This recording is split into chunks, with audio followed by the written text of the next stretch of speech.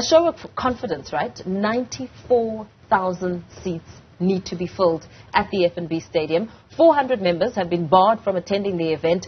What's your take on this?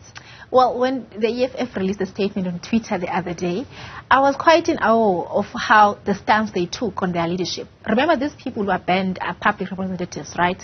They are councillors, members of the legislature, and from parliament as well, including people from the Central Command team. And they took the stance saying that we made a resolution in January, and subsequently we followed up and said, if you don't raise this money, there will be consequences. And I was just following it through. I think it's a very decisive leadership to show that even if our public representatives are not doing their job, we're going to hold them accountable. For me, I don't see any much problem with it. Maybe, yes, in terms of where do we get accountability, does the top leadership in the party also account the way they want the other colleagues to account like? But I think it's quite a good stance for me.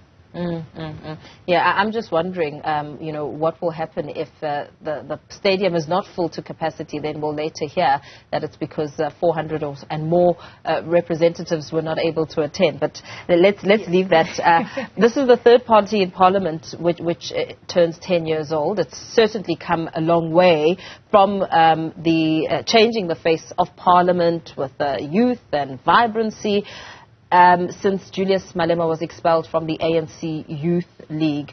As, how do you think this should be interpreted as we go into marking 10 years, looking back at some of the achievements of the EFF and, of course, its stance on policy?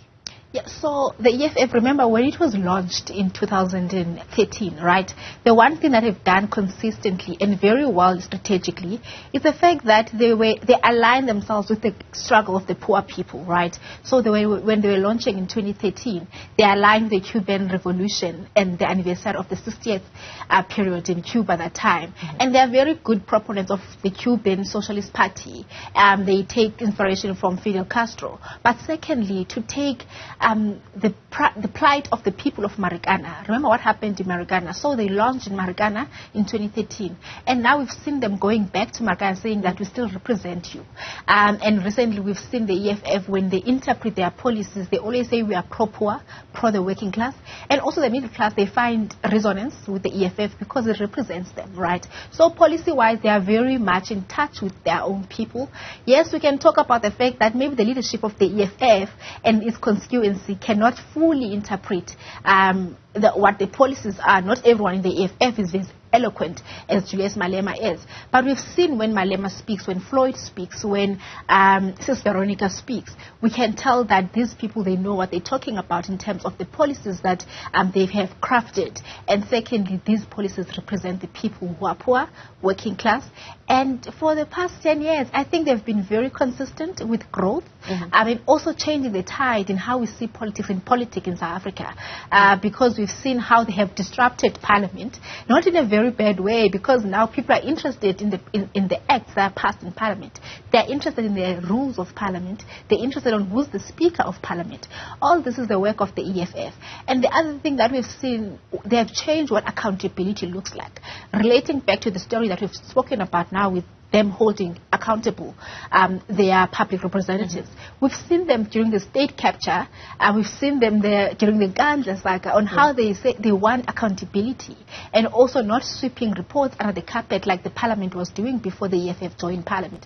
So they have a good story to tell for the past 10 years. Of course, there were like pockets of challenges that we've seen within the EFF. There are things that we can still root out and say this is not a great thing that a leader should do. We've seen the VBS stories. We've seen the breakaway of Andile Mqintama and stuff like that. So those are the challenges that the EFF have seen. But ultimately, in the past 10 years, I think for a party that was born out of misery of Julius Malema and Floyd Shivambu and the other colleagues who formed the EFF, it is a good story to tell. Yeah, I mean, you speak about growth. We know that just last year in December, the EFF spoke about how it's now moved over its 1 million member mark, which it was aiming to ensure that they have that number of members. Could the EFF be the exception to the lack of success of previous shootouts from the ANC? I mean, just looking at what happened to COPE, what's happening to COPE, the EFF certainly telling some form of a good story. But you speak about policy shifts. Have we seen any grand implementation in Parliament on these dynamic policy changes that have made significant impact across the country? Yes, so if we are going to speak of the EFF policies and the policies that the country is implementing. So we know that the ANC also take EFF as its opposition, as much as EFF is in opposition of the governing party in Parliament. So the policies, there has not been much of a change. But remember now, when the EFF posit their policies, they posit them as the best policies that has ever existed.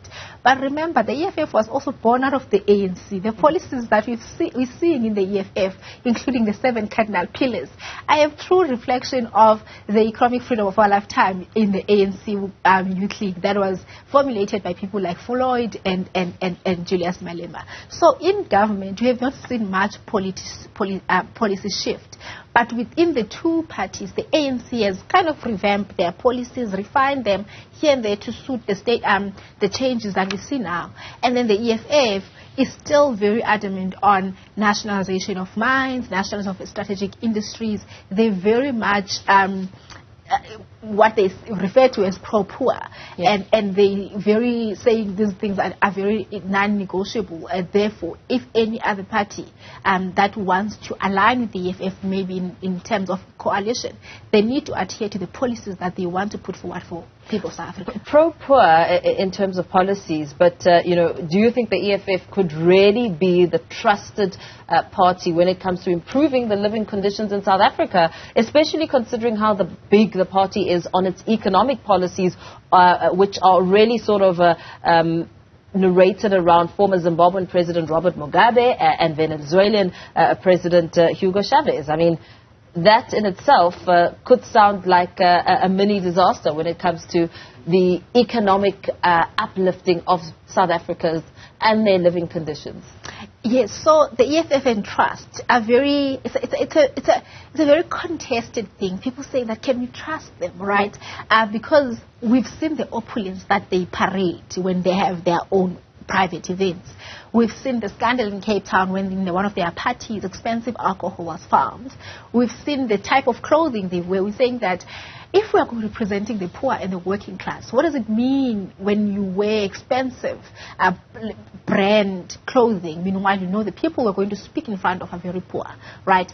But secondly, the EFF policies and ideological positioning currently has been in debatable in the sense that now the position is very left, but the middle left, right? And secondly, they take inspiration from Fanon, from Marx, from Lenin.